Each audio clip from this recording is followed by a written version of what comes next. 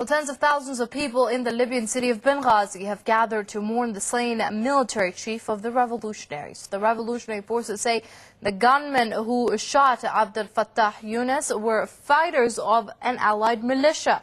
This apparently confirms the deep rifts among the forces struggling to overthrow Libyan ruler Muammar Gaddafi. Younis was Gaddafi's interior minister before defecting to the opposition earlier this year. His abandoning of the Libyan ruler raised Western hopes that the growing opposition could succeed in forcing Gaddafi out from power.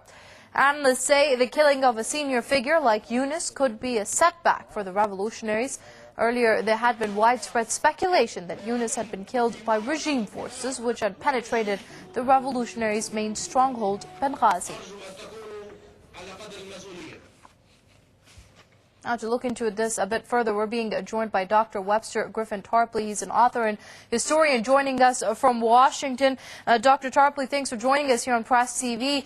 Now, analysts are saying that this killing of a senior figure like Younis could be a setback for the revolutionaries. Do you agree with that assessment?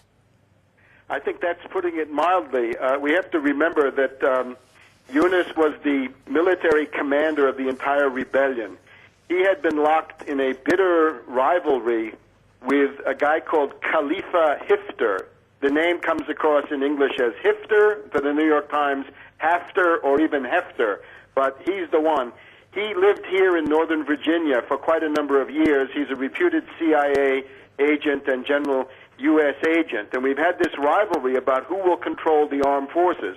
We've had in the past situations where the Younis faction would try to call in NATO airstrikes to attack the Hafter faction, and the Hifter faction would call in airstrikes against the Younis people. And now it's been taken to the point of murder. According to the Associated Press, the killing was carried out by something called the February 17th Martyrs Brigade, which turns out to be a branch of the Libyan Islamic Fighting Group, self-styled, and that is a branch of Al-Qaeda.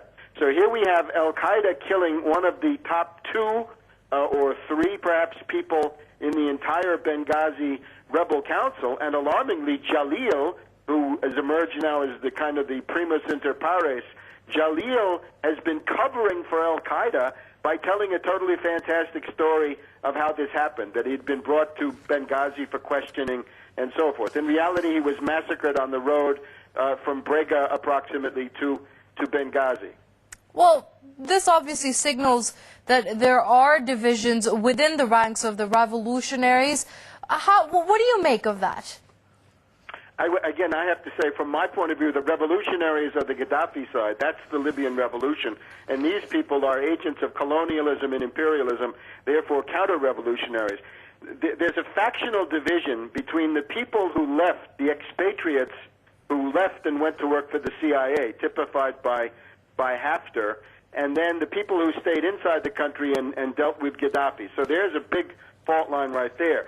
The other one is tribal, in the sense that Younis was a member of the Obeidat tribe, which is one of the largest ones in the Cyrenaica region of eastern Libya. At the funeral, his son cried out, "We want Gaddafi back, we want the green flag back." That's a heavy blow to the morale of this gaggle of rebels. So it looks to me like the entire situation there may descend into a civil war inside the civil war, where you're going to have one faction killing another. Already by the end of June, we had at least 15 to 20 and maybe as many as 40 armed factions.